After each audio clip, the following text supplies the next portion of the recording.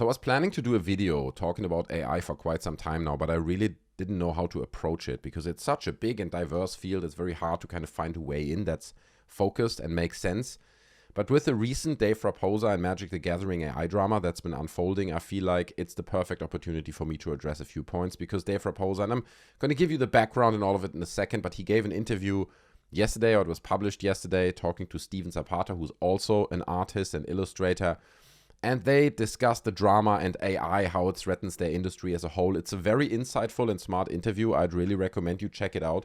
What I'm going to talk about will directly address some of the points that they make in that interview. And my take is going to be slightly different. So it's really helpful. Again, I'll link it in the description. You can check the interview out there.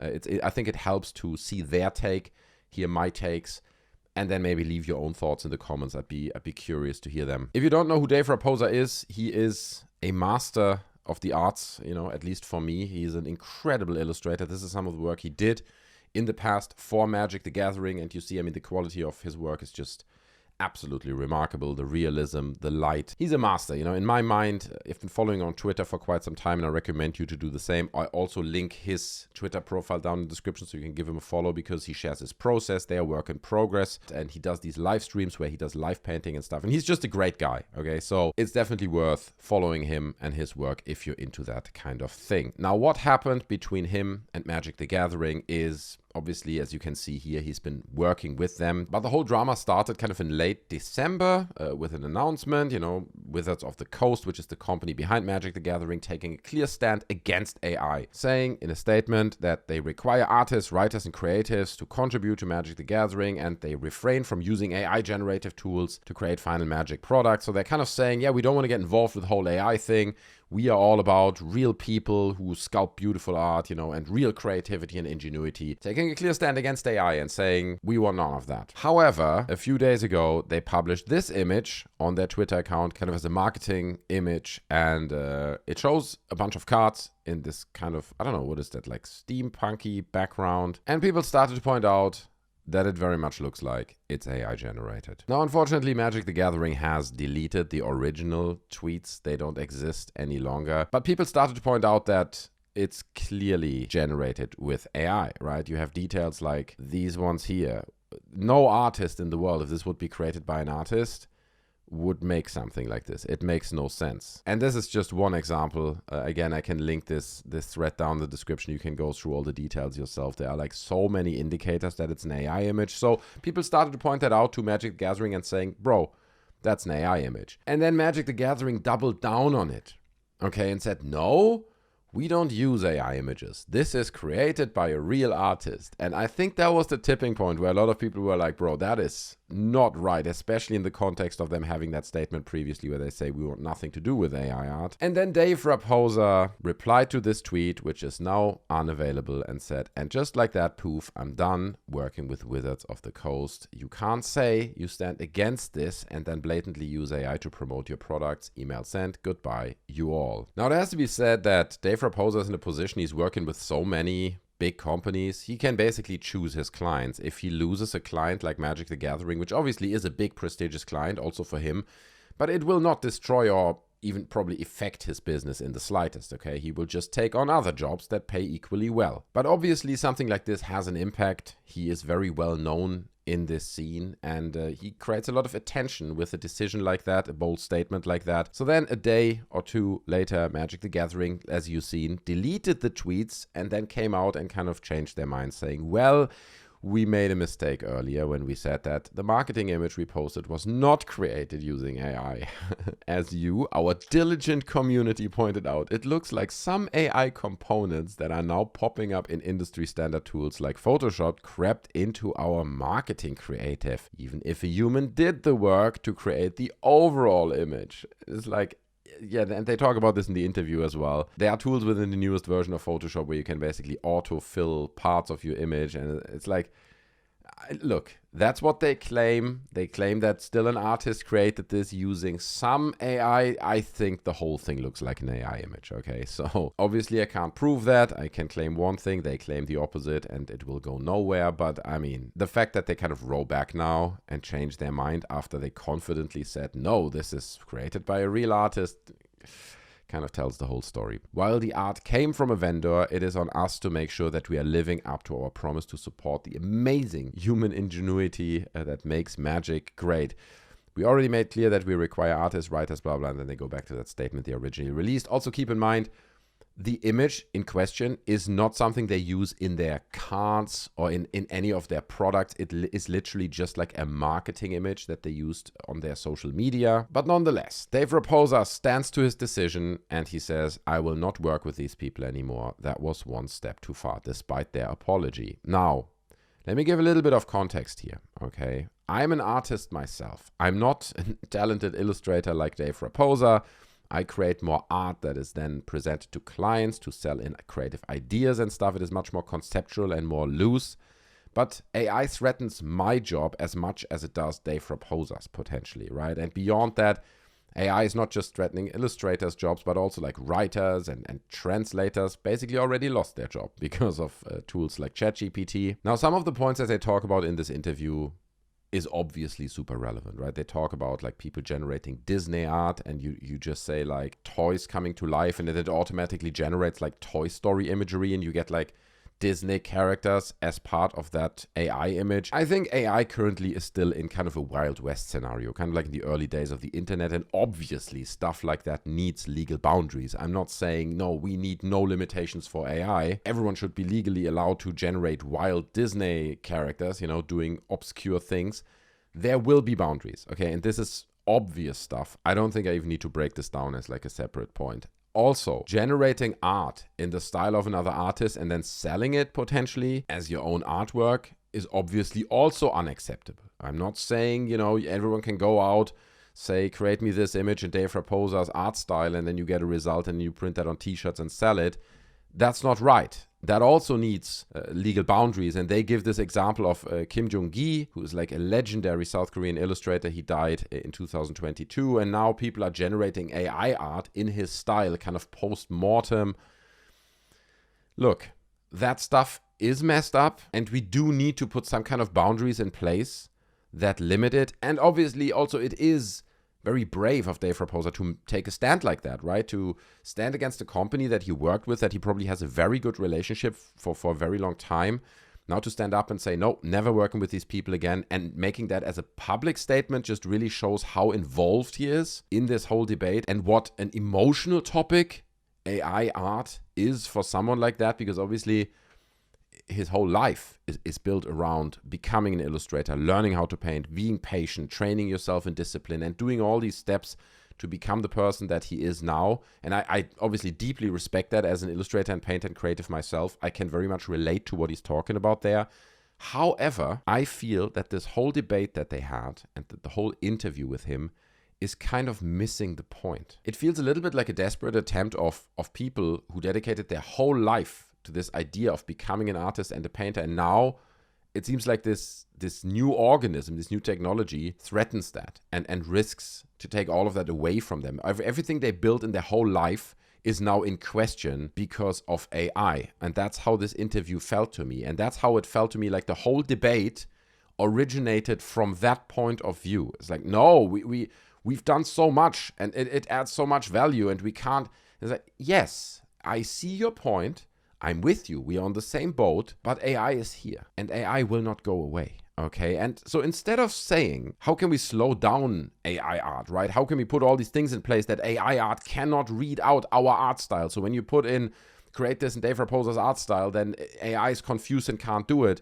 And the other guy gave the example of like a software that confuses AI algorithms, right? So for example, if you say, generate me a forest, it then generates a picture of donuts, because the AI is confused what exactly a forest is. So they give all these examples of putting stones in the way of AI in an attempt to slow it down, in an attempt to make it work less well. But I think that makes no sense, okay? Because AI and what it does now, and it will get better and better and better, is so powerful that it makes no sense to try to stop or slow down that progress. Again, that's my opinion, okay? And instead of saying, how can we slow it down? How can we make it harder for AI to understand anything? I think we should ask ourselves, what can AI do for us as creatives? How can we use it to make our art even better? How can we collaborate with it almost? Because I see AI as a very, very, especially when it comes to art, an incredibly powerful tool. It allows us to quickly explore new angles to our art, to generate variations, to amend details that maybe would take hours to do if you do it by hand. Here it just takes a few seconds and we can look at it and be like, it doesn't work as well as I thought, and you can go back and change it. It is an incredible tool for storyboarding. So even in the basic composition, when you try to lay something out, maybe you draw a basic composition that does include all the knowledge that you have as a talented illustrator, but then you feed it into an AI, and that AI will give you 20 different variations, small variations of that composition. And you might see something in there where you're like, I didn't even think about that.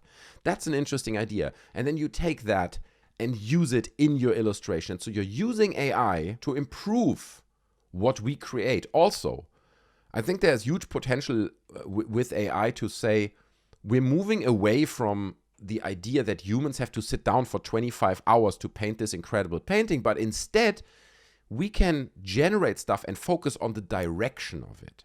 We can focus on the small details. I understand that at the moment it's probably not there yet, and you can see that in the Magic the Gathering example where like details just look cryptic. If you have to look a bit close to really spot it, but if you do look close, you find the mistakes. But obviously that will be overcome.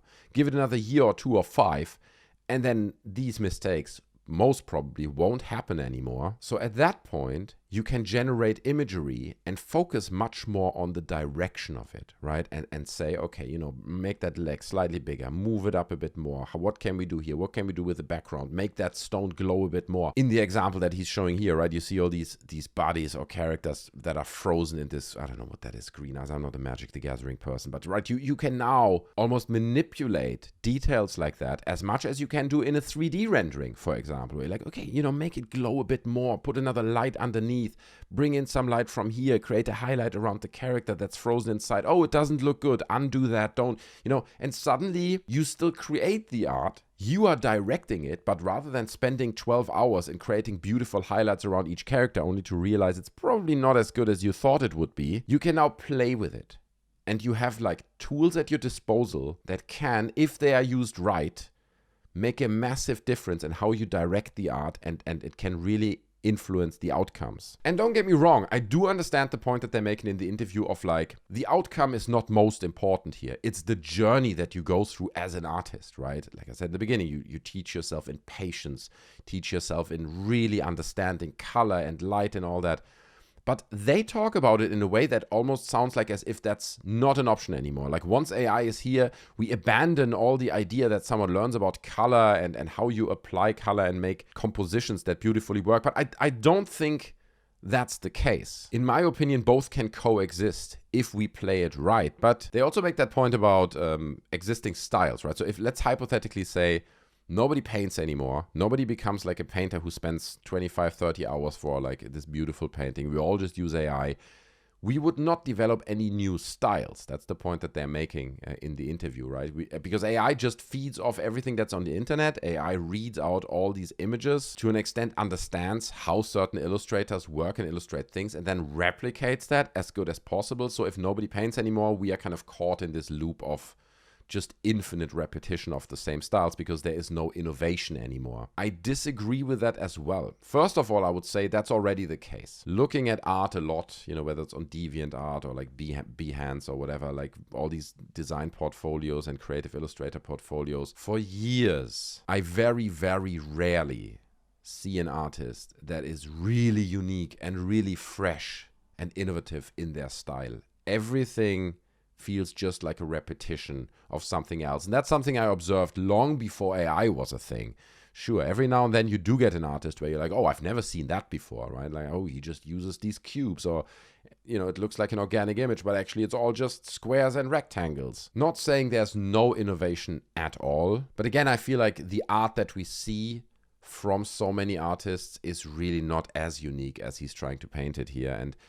And again, like with AI evolving, I feel like just from listening to this interview, I feel like these people kind of underestimate the potential power that lies in there. I understand that at the moment, AI is to an extent in its infancy, right? It's just taking other styles and copying it. But once we reach version 2.0 and version 3.0 and so on, who's not to say that AI can't innovate, that AI can't actually, almost like a human being, take all these styles and create something new, something fresh. And it will only take a few seconds. It will generate art styles that you've never seen before, that will inspire what you do, and with that potentially become a source of innovation, a massive source of inspiration as well.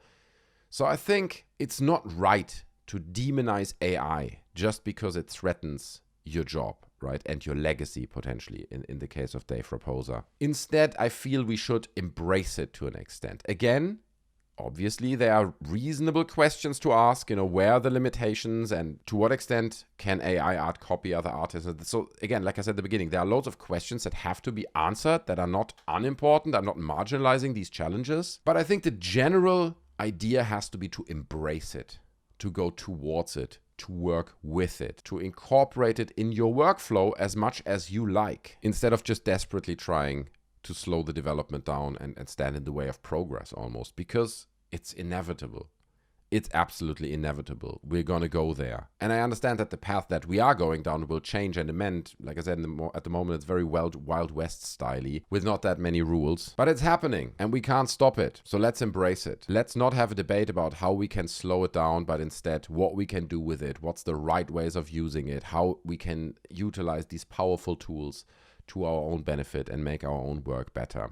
But anyway, guys, this is my take. I'm curious to hear your take on this, okay? Because I'm sure it's a very controversial subject. A lot of people are very scared of that level of change. And so am I. I'm not saying I'm immune to that. I don't know where my industry and my work will be in 5 to 10 years from now. Everything is changing rapidly. But again, it is natural evolution. It's happening. And I think we should embrace it. That's my take. Leave your take down in the comment section below. If you want to continue this debate, join our Discord. It's free. The link to that is down in the description. I'd hope to meet you there and we can keep talking about AI. I would appreciate that. Also, if you enjoyed the video, smash the like button, subscribe to the channel for more, and I'll see you in the next one. I'm out. Bye.